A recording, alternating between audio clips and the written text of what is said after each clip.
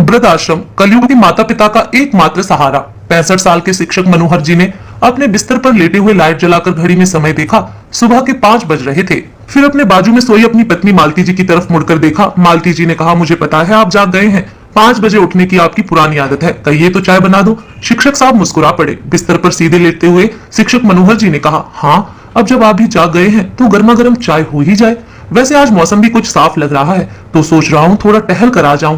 एक हफ्ते से बारिश के कारण सुबह की मॉर्निंग वॉक नहीं हो पा रही है। ठीक है, मैं चाय बनाती हूँ, तब तक आप भी फ्रेश हो जाइए और चाय पीकर टहल के आ जाइए, वरना आप दिन भर उखड़े उखड़े से रहेंगे। बिस्तर से उठते हुए मालती जी ने कहा, जो हुक्म मेरी भाग्यवान। हंसते हुए शिक्षक साहब बोले। मालती जी ने गैस पर चाय चढ़ाई और किचन की खिड़की खोलकर बाहर देखते हुए शिक्षक साहब के पास बैठकर बोली, रात भर तो बारिश हुई है और लगता है अभी अभी आसमान साफ हुआ है। आप संभाल के जाइएगा, सड़क पर फिसलन रहती है। जो हुक्म मेरी भाग्यवान।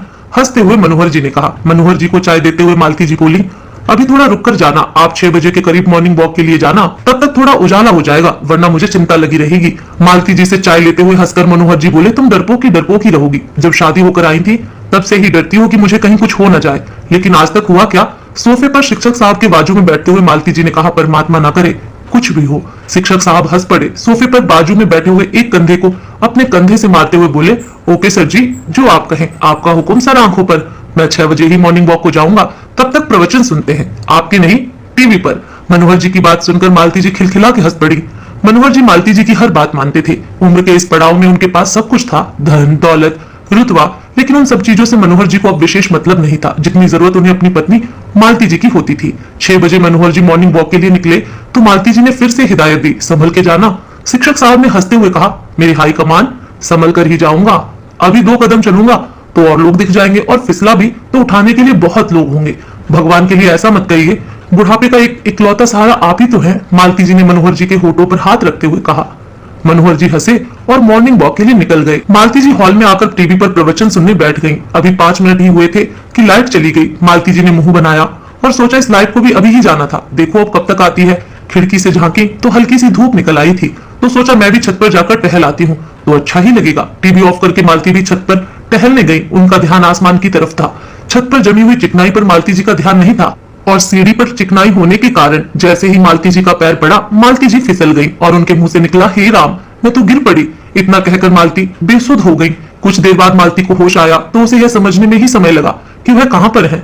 मालती उठकर बैठी तो देखा फर्श पर खून फैला हुआ था। अपने आप मालती का हाथ अपने माथे पर गया। माथे पर चोट लगने के कारण खून निकलकर फर्श पे फैल गया था। ये देखकर मालती जी घबरा गई, लेकिन फिर खुद को ही हिम्मत देते हुए बोली, नहीं नहीं, मैं डरपोक नहीं हूँ, हिम्मत वाली हूँ। मैं शिक्षक साहब की पत्नी हूँ। माथे से खून बहकर गाल और मुंह पर आ रहा था। 60 साल की मालती देवी रेलिंग पकड़कर उतरकर नीचे हॉल में आई।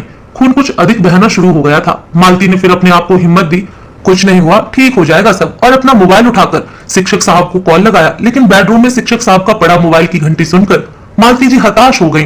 फोन लगातार बजे जा रहा था। तब उन्हें हल्दी का ध्यान आया। मालती के आंखों के सामने अंधेरा सा छाने लगा था।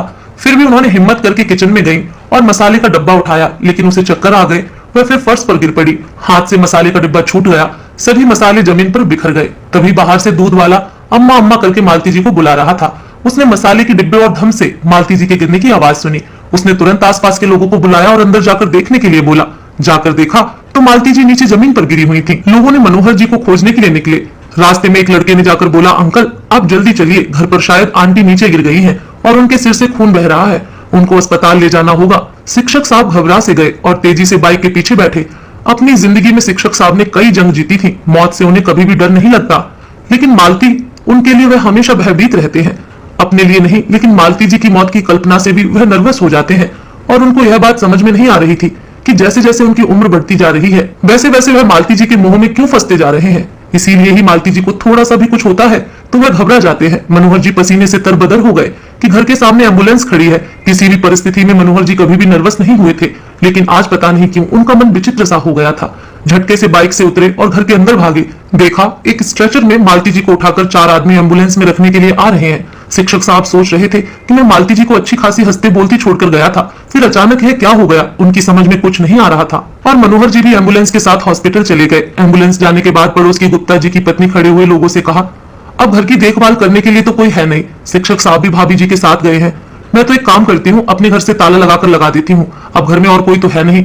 गुप्ता जी बोले, हाँ, इन लोगों के लिए चाय नाश्ता भी बना देना, मैं हॉस्पिटल में ही मनोहर जी को दे आऊंगा, सुबह से वैसे भी उन्होंने कुछ नहीं खाया होगा। तभी दूध वाला बोला, हाँ भैया जी, आप चले ही जाओ तो अच्छा होगा, यह तो अपनी छोटी जगह है, तो आस पड़ोस के लोग काम आ रहे हैं, मेरा भाई महानगर में रहता है, वहां बुजुर्गों के साथ ऐसे हादसे होते हैं तो कोई पूछने वाला भी नहीं होता है। सही में कलयुग आ ही गया है, अब बुढ़ापे में इंसान की देखभाल करने के लिए उसके बच्चे उसके पास नहीं रहते। बच्चों को अपना जीवन जीना है, जैसे माँ बाप साथ में रहेंगे तो बेचारे मर ही जाएंगे। दूध वाले ने मिसेस गुप्ता से कहा, शिक्षक साहब का दूध आपको ही दे देता हूँ, दूध गर्म करके हॉस्पिटल भिजवा देना, शिक्षक साहब दूध पीते हैं। हाँ ठीक है भैया, दूध हमारे यहाँ ही दे जाओ, मिसेस गुप्ता ने कहा। शिक्षक साहब ने डॉक्टर से पूछा, साहब डरने की कोई बात नहीं है ना? डॉक्टर साहब बोले, अभी एग्जामिनेशन करके बताता हूँ, फिलहाल लगता है खून कुछ ज्यादा ही बह गया है। घर में कोई था नहीं क्या जो इतना खून बह गया? शिक्षक साहब बोले, हाँ साहब, अकेली ही थी। कैसे सिर में इतनी चोट आ गई? मैं भी घर में नहीं था, मॉर्निंग वॉक पर गया हुआ था। मालती घर में अकेले ही थी, वह तो दूध वाले ने देख लिया, वरना भगवान ही जाने क्या होता। डॉक्टर साहब बोले, ठीक है, अभी ग्लूकोज और खून की बोतल चढ़ानी है और सिर की चोट को देखना पड़ेगा, तब तक आप बाहर बैठिए। शिक्षक साहब एक लंबी सांस लेकर रह गए और वहीं रूम की पड़ी बेंच पर गुमसुम से बैठ गए और आंख बंद करके भगवान से प्रार्थना करने लगे कि मालती को जल्दी होश आ जाए। उन्हें अपने बेटे की बहुत याद आ रही थी, उनका जी कर रहा था कि वे उससे बात करें, लेकिन वह अपने दिल को समझाकर रह गए। वैसे भी यूएस में अभी रात का समय होगा, नहीं, वह घबरा जाएगा। भगवान मेरी मालती को ठीक कर दीजिए, इतना सोच ही रहे थे कि तभी नर्स ने आकर कहा, मैडम को होश आ गया है, आप मिल सकते हैं। शिक्षक साहब को जान में जान आई और राहत की सांस ली। मालती जी का हाथ पकड़कर थपथपाते हुए शिक्षक साहब ने पूछा, ठीक हो ना? मालती जी ने मुस्कुराकर आंखों के इशारों से कहा, हाँ। डॉक्टर ने उन्हें अगले दिन हॉस्पिटल से डिस्चार्ज कर दिया। मनोहर जी और मालती जी अपने घर पर आ गई। अगले दिन मालती जी अपने आलीशान हॉल के आलीशान सोफे पर अपना सिर पकड़कर बैठी हुई थी और मन ही मन सोच रही थी कि कभी सोचा भी नहीं था कि यह दिन आएगा, इस जीवन में इतना अकेलापन, दूर दूर तक कोई अपना नहीं। यह सोचते हुए मालती जी की आंखों में आंसू आ गए। कहां सोचा था कि जीवन अंत तक सच में ही होगा, लेकिन अब बुढ़ापे में इतना अकेलापन, काश इस दिन के लिए भी कुछ सोचा होता। मालती ने अपने आंखों से आंसू पोंछे और उस अलमारी को खोला, बहुत पुराना अपने बचपन का एल्बम निकाला और अपने मम्मी पापा दादी की फोटो देखने लगी। दादी की फोटो जैसे उसकी आंखों के सामने आई, उस फोटो में अपनी चूड़ियों भरे हाथ प्यार से खेलते हुए बोली, दादी आप कहाँ हो? अब मैं भी दादी बन गई हूँ, लेकिन शायद आपके जितनी भाग्यवान नहीं हूँ। मेरे नाती पोता कोई मेरे साथ नहीं रहते हैं। मालती को याद आया, दादी के साथ बिताया हुआ समय कितना अच्छा, सहेली थी दादी उसकी। कोई बात मम्मी बाद में समझती, दादी पहले समझती थी। उस वक्त मोबाइल टीवी कुछ भी नहीं था, मनोरंजन का साधन था दादी और दादी की कहानियां। वह दिन याद करते करते जैसे मालती उसी वक्त में चली गई। पीठ थपथपाते हुए मनोहर जी बोले, क्या हुआ, कहाँ खो गई हो? मालती जी एल्बम बंद करते हुए बोली, कुछ नहीं, बस ऐसे ही। तभी मनोहर जी बोले, बेटे को याद कर रही हो ना? अजी आप तो मेरा बहुत ख्याल रखते हैं, लेकिन इस उम्र में बच्चे हमारे साथ होते तो बहुत अच्छा लगता। कभी कभी हमारी जिंदगी बहुत ही निरस लगती है। मालती जी की आंखों से आंसू बहने लगे। मनोहर जी बोले, कहने के तो मेरा एक बेटा और एक बेटी है, लेकिन साथ में कोई नहीं रहता। अपना सुख दुख हम लोगों को खुद ही मिलजुल कर काटना होगा, और हालात कितने बदल गए हैं। तभी डोरबेल बजी। मालती जी थोड़ा अचकचा गई। इस समय कौन है? शायद उसकी बेटी स्वीटी आई होगी या फिर बेटा राजीव आया होगा उसे सरप्राइज देने के लिए। यह सोचते ही जैसे शरीर में जान आ गई। उसने वहीं पड़े कपड़े को उठाकर अपने आंसू से भरे चेहरे को जल्दी से पोंछा और उठकर मेन दरवाजा खोलने के लिए गई, लेकिन दरवाजा खोलने पर मालती जी निराश हुई। मोहल्ले का बच्चा बैल बजाकर चला गया था, लेकिन इस अकेलेपन ने मुझे अंदर से पूरी तरह से निराश और तोड़ कर रख दिया है। शायद मेरे साथ मेरा परिवार होता, नाती पोते होते, पोती होती, तो मैं भी उनके साथ बच्चे बनकर खेलती कूदती, लेकिन यहाँ तो दूर दूर तक कोई भी आकर हमारे साथ रहना पसंद नहीं करता है। मालती जी का दुख सुनकर मनोहर जी चुप रह गए। कुछ क्षण के लिए सन्नाटा सा छा गया। फिर मनोहर जी बोले, छोड़ो ना मालती, ऐसी बातें मत करो। क्या कुछ नहीं है हमारे पास? घर द्वार, खेती बाड़ी, बेटा है, बेटी है, क्यों इस तरीके की बातें कर रही हो? अभी कुछ दिन में ही सब ठीक हो जाएगा। मालती जी बोली, शिक्षक साहब मैं भी यही चाहती हूँ कि सब ठीक हो जाए, लेकिन आसार नहीं दिखते। बच्चों के पास मेरे लिए समय ही नहीं है। तभी मनोहर जी बोले, मालती तुम भी कैसी बातें करती हो? हमारे अकेले के बच्चे ही थोड़े ना हमसे दूर हुए हैं।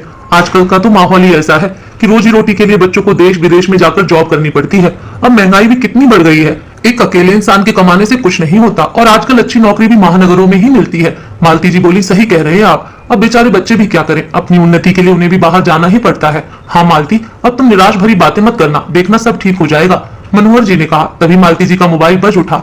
मालती ने देखा बेटी शिखा का फोन था। यह देखकर मालती के चेहरे पर एक आशा की चमक आ गई। हाँ शिखा बेटा, कैसी हो, कब आ रही हो? दूसरी तरफ से शिखा ने कहा, हाँ मम्मी मैं ठीक हूँ, अभी भैया से बात हुई है, हम दोनों शनिवार को आपके पास आ रहे हैं। अच्छा शनिवार को मतलब परसों? हाँ मम्मी, परसों बड़ी मुश्किल से मैं और भैया अपना समय निकालकर आपके पास आ रहे हैं। शिखा ने कहा, चलो ठीक है बेटा, यह 2 दिन भी जैसे तैसे मैं काट लूंगी। मुझे तो लग रहा था कि आज या कल में ही तुम दोनों आ जाओगे, लेकिन कोई बात नहीं। ओहो मम्मी, आप जानती हो काम बहुत है, छुट्टी बहुत मुश्किल से मिलती है। मैं तो जॉब के साथ साथ अपने घर की पूरी जिम्मेदारी उठाती हूँ, बहुत ज्यादा व्यस्त रहती हूँ मैं, आपको समझना चाहिए। लेकिन नहीं। हाँ हाँ बेटा, मैं समझती हूँ, मैं कहाँ कुछ कह रही हूँ, मैं तो बस अपनी बात बता रही हूँ। मम्मी, आप तो अपनी बात बता रही हो, लेकिन हमें तो गिल्टी फील होता है, आप हमें क्यों नहीं समझती। चलो ठीक है, मैं कॉल रखती हूँ, फिर परसों आकर आपसे बात करूंगी, कहकर शिखा ने कॉल काट दिया। मनोहर जी बोले, अब तो आपकी बिटिया का फोन आ ही गया, अब तो खुश हो, देखना सब ठीक हो जाएगा। हाँ, अब तो एक उम्मीद की किरण तो दिख रही है कि सब कुछ ठीक हो जाएगा, कोई ना कोई बच्चा हम लोगों को अपने साथ रखने के लिए जरूर लेकर जाएगा। यह मकान किराए से उठा देंगे, मालती ने लंबी सांस लेते हुए कहा। मनोहर जी बोले, बच्चों के पास जाकर हमें मत भूल जाना। हंसते हुए मालती बोली, साहब बुढ़ापे की याददाश्त है, भूल भी सकती हूँ। दोनों लोग खिलखिलाकर हंस पड़े। सोफे से उठकर खड़े होते हुए मालती जी बोली, आपके लिए चाय बनाती हूँ, बहुत दिन हो गए आपको मेरे हाथ की चाय पिए हुए। जब से मालती जी सुनी है कि उनके दोनों बच्चे आ रहे हैं, तब से ही दोनों बच्चों के स्वागत की तैयारी में लगे हुए हैं। उन दोनों के बेडरूम की साफ सफाई करके व्यवस्थित करवा चुकी थी। उसे बस बच्चों का आने का इंतजार था। इंतजार की घड़ियां थी कि खत्म ही नहीं हो रही थी। 1 मिनट 1 बरस समान कट रहा था, समय काटे नहीं कट रहा था। मालती जी कई बार गेट के बाहर सड़क तक जाती और देखकर आ जाती थी। मालती जी की बेचैनी देखकर मनोहर जी बोले, सबर करो, थोड़ी देर में बच्चे घर में ही आएंगे, कहीं बाहर थोड़ी ना रुक जाएंगे। आप अब आराम से बैठो। मालती जी मनोहर जी के बाजू में बैठते हुए बोली कि थोड़ा राहुल के पास कॉल करिए, देखिए कि वह कहाँ है। अभी मनोहर जी मोबाइल उठाए ही थे कि घर के सामने ऑटो आकर रुका। मालती का दिल धड़कने लगा, उसके चेहरे पर चमक आ गई। मालती को लगा शिखा आ गई। मालती ने तेजी से दरवाजे की तरफ बढ़ी, बाहर देखा कि शिखा आ गई थी और ऑटो वाले को मोबाइल से पैसे दे रही थी। मालती जी लड़खड़ाती हुई दौड़कर शिखा के पास पहुंची और बोली, बेटा छुट्टी नहीं है क्या, पैसे दूं? शिखा ने बिना मालती की तरफ देखे हुए कहा, हाँ दे दो, अगर है 250 रुपए, वरना मैं ऑनलाइन पैसे दे देती हूँ। मालती जी वापस घर के अंदर लड़खड़ाते हुए पैसे लेने के लिए भागी और पैसे लाकर ऑटो वाले को दे दिए। शिखा सोफे पर बैठती हुई बोली, बहुत थक गई हूँ मम्मी। मालती जी ने प्यार से शिखा के सिर पर हाथ फेरते हुए कहा, हाँ बेटा, मैं भी तो कब से तेरी रास्ता देख रही हूँ, पानी पिएगी बेटा? शिखा ने आंख बंद करके बोला, हाँ पानी तो पीना है। फिर मालती लड़खड़ाते हुए किचन से पानी लेकर आई। पानी पीकर शिखा ने गिलास मालती जी को पकड़ा दिया। मालती ने पूछा, बेटा कुछ खाएगी? ढोकला मंगवाया है, थोड़ा सा खा लो। मनोहर जी चुपचाप सब देख रहे थे कि मालती कितना थक गई है। थकान साफ उसके चेहरे पर दिख रही है, लेकिन बच्चों की खातिर अपनी हिम्मत नहीं हार रही है। मनोहर जी बोले, तुम बैठो, मैं लेकर आता हूँ। ढोकला लेकर जब वापस आए तो शिखा ने खड़ा होते हुए बोला, नहीं पापा, मुझे कुछ खाने की इच्छा नहीं है, पहले मैं नहाऊंगी और फिर 2-4 घंटे सोऊंगी, उसके बाद खाऊंगी। यह देखकर दोनों दंपत्ति हक्के बक्के रह गए। मालती जी मनोहर जी को समझाते हुए बोली, सही तो है, बेचारी बच्ची इतनी लंबी सफर करके आई है तो थक गई होगी। दोनों दंपत्ति वहीं सोफे पर बैठे अपने बेटे का इंतजार करने लगे। सुबह से भाग दौड़ करते हुए उन दोनों का बूढ़ा शरीर थक चुका था। अंत में वह भी नींद के आगोश में चले गए। खोलो दरवाजा खोलो की आवाज से मालती की नींद टूटी। बुढ़ापे की बुद्धि। कुछ क्षण तो मालती को यह समझने में लगा कि क्या हो रहा है, और जैसे ही मालती को समझ में आया कि राहुल दरवाजा पीट रहा है, वह हड़बड़ाकर उठ पड़ी। अरे राहुल आ गया, मैं कैसे सो गई, बेचारा लड़का कितना परेशान हो रहा है। मनोहर जी की भी आंख लग गई थी। मालती जी पहले मनोहर जी को जगाई। अरे शिक्षक साहब, अब तो जाग जाइए, बेटा कब से दरवाजे पर खड़ा है। मालती जी बोली, हाँ बेटा खोल रही हूँ दरवाजा। मालती ने दरवाजा खोला। राहुल ने बेहद चिढ़कर कहा, कब से आवाज दे रहा हूँ, यहाँ मतलब मैं मर मर कर आप लोगों के लिए यहाँ आया हूँ, यहाँ देखो तो किसी को कोई मतलब ही नहीं, सब घोड़े बेचकर सोए हैं। और तमतमाते हुए अंदर आया। मनोहर जी बोले, बेटा बूढ़ा शरीर है, दिन भर की भाग दौड़ में थक गए हैं, पता नहीं कैसे आंख लग गई। अब थोड़ा राहुल शांत हो चुका था। माँ पापा को गले से लगाकर बोला, मुझे बहुत तेज भूख लगी है। इससे गुस्सा आ गया। मालती जी बोली, हाँ हाँ बेटा, अभी खाना लगाती हूँ। मालती जी ढोकला लेकर आई तो राहुल बोला, वाह माँ, ढोकला, और बैठकर खाने लगा। राहुल का ढोकला को देखकर खुश होना मालती के मन में भी उत्साह भर गया। राहुल ढोकला खाते हुए बोला, और सुनाइए पापा, आप कैसे हैं? बस बेटा मैं तो ठीक हूँ, तुम्हारी माँ की तबीयत कुछ ठीक नहीं रहती। तुम्हारी माँ को अकेले इस घर में मन नहीं लगता, घर खाने को दौड़ता है। तब तक शिखा भी आ गई और दोनों भाई बहन खाने लगे। शिखा बोली, सही में यह स्वाद कहीं नहीं मिलता। मालती बोली, हाँ हाँ, तो तू भी खाना, बहुत सारे मंगवाए हैं, जी भर के खा लो, फिर पता नहीं कब मिले, क्योंकि मैं भी अब यहाँ पर नहीं रहूंगी, तुम में से एक के साथ ही जाकर रहूंगी। इतना सुनते ही शिखा और राहुल एक दूसरे का मुंह देखने लगे। दोनों बच्चे आज मालती जी के साथ हैं तो उनकी खुशी का ठिकाना ही नहीं था। दोनों दंपति खुशी खुशी अपने कमरे में आराम करने चले गए। इधर शिखा और राहुल बातें कर रहे थे। वो, भैया मुझसे तो कोई आशा मत रखना, मैं माँ को अपने साथ नहीं लेकर जाने वाली और ना ही माँ का कुछ करने वाली हूँ। मेरे भी अपने घर द्वार है, मेरे पति क्या सोचेंगे कि अपनी माँ को मेरे सर पर क्यों लेकर आ गई। वैसे भी माँ पापा ने मेरे लिए क्या किया है, बचपन में 10 साल की उम्र में ही मुझे हॉस्टल भेज दिया था। तभी राहुल बोला, तो मुझे कहा मम्मी पापा ने अपने पास रखकर पढ़ाया है, मुझे भी तो हॉस्टल भेज दिया था। तुम माँ और भारती का स्वभाव जानती ही हो, वह तो बच्चे भी पैदा नहीं कर रही है, उसे तो बच्चों की भी जिम्मेदारी नहीं उठानी है। ऐसे में माँ, मैं भी अपने पास नहीं रख सकता माँ को, इसलिए हम दोनों को मिलकर कोई फैसला तो करना ही पड़ेगा। शिखा बोली, क्यों ना माँ पापा को किसी बढ़िया से वृद्धाश्रम में रख दें, जहाँ पर उन्हें उनके जैसे लोग भी मिलेंगे और वह सुरक्षित भी रहेंगे। वैसे भी हर इंसान को अपने एज ग्रुप के लोगों के साथ रहना अच्छा लगता है, तो माँ को भी अच्छा ही लगेगा। राहुल बोला, आज मैं माँ पापा को नहीं बताऊंगा अपना फैसला, नहीं तो अभी से माहौल खराब हो जाएगा, कल सुबह बता दूंगा। तभी जोर से गिलास गिरने की आवाज सुनाई दी। देखा तो दरवाजे पर मालती जी खड़ी थी। वह अपने बच्चों की सारी बातें सुन चुकी थी और वह समझ गई थी कि उनके जीवन में अब अंधेरा ही अंधेरा है। वो अपने कमरे में जाकर निढाल सी बेड पर लेट गई। मनोहर जी देखकर घबरा गए और बोले, क्या हुआ, बच्चों ने कुछ कहा? मालती जी सिसकते हुए बोली, वह दोनों हम लोगों को वृद्धाश्रम छोड़कर यह मकान बेचकर चले जाएंगे। मनोहर जी बोले, तुम चिंता मत करो। मालती जी मनोहर जी के कंधे पर सिर रखकर कहा, बच्चे अपनी जिंदगी में इतने व्यस्त और मस्त हैं कि माँ बाप को समझ ही नहीं पा रहे हैं। मनोहर जी लंबी सांस लेते हुए बोले, आजकल के बदलते माहौल में हर चीज बदल रही है, इंसान स्वार्थी होता जा रहा है, आपसी रिश्तों के प्रति भावनाएं खत्म होती जा रही हैं। मालती जी बोली, क्या सच में हम लोगों ने अपने बच्चों की परवरिश में कोई कमी रखी थी? क्या सच में अपनी खुशियों के लिए बच्चों को बाहर पढ़ने भेजा था? मालती जी बच्चों के सामने तो अपने आंसू छुपा लेती, लेकिन जैसे ही अकेली होती वह फूट फूट कर रो पड़ती। मालती जी का यह दुख मनोहर जी से देखा नहीं गया। वह मन ही मन सोचे कि बच्चों को सबक सिखाना ही पड़ेगा। अगली सुबह मनोहर जी बिना किसी को बताए अपने दोस्त के पास गए और अपने घर की सारी कहानी कही। उनके दोस्त पेशे से सरकारी वकील थे। उन्होंने बोला कि मेरे हिसाब से वृद्धाश्रम आपको नहीं जाना चाहिए, आप यही अपने घर पर रहिए, 24 घंटे की बाई लगा लीजिए। आप अपने निधन के बाद यह प्रॉपर्टी किसी वृद्धाश्रम को दे दीजिएगा, क्योंकि जब आपके बच्चे आपकी जिम्मेदारी नहीं लेना चाहते हैं तो आपकी संपत्ति पर उनका कोई अधिकार नहीं है। मनोहर जी अपने घर आए। मालती जी घबराई हुए बोली, आप कहाँ चले गए थे? आपको हमें बताकर जाना चाहिए था ना, बच्चे आज शाम को चले जाएंगे। तभी राहुल और शिखा दोनों आ गए। राहुल बोला, कहाँ चले गए थे पापा? ये क्या बचपना है आपका, आपको हमें बताकर जाना चाहिए ना। शिखा बोली, माँ एक बार फिर सोच लो, वृद्धाश्रम में रहने में कोई दिक्कत नहीं होगी, आपको वहां अच्छा ही लगेगा। आपको वहां पर ना किसी बाई के मारने का डर होगा, ना ही हम लोगों की कमी महसूस होगी। यदि आप वृद्धाश्रम चली जाएंगी तो हम भी ये मकान बेचकर निश्चित होकर चले जाएंगे। आप बात को समझती क्यों नहीं है? तब मनोहर जी चिल्लाते हुए बोले, अरे हम तुम्हारी किसी भी बात को नहीं समझेंगे, हम लोग वृद्धाश्रम किसी भी कीमत पर नहीं जाएंगे। हमारे पास क्या नहीं है? जब हमें दूसरों के सहारे ही जीना है तो वृद्धाश्रम क्यों जाए? हमारे घर जो बाई आती है वह भी हमारा अच्छे से ख्याल रखती है। मैं जीते जी इस घर से नहीं जाऊंगा। रही बात मेरी संपत्ति की, तो इस पर तुम्हारा कोई अधिकार नहीं है। जब तुम लोग मेरी देखभाल दूसरों पर थोप रहे हो तो इस पर तुम्हारा हक कहां से होगा? तुम लोगों को जहां जाना है वहां जाओ, बस मेरी आंखों से जल्दी दूर हो जाओ। दोस्तों, आपको ये कहानी कैसी लगी कमेंट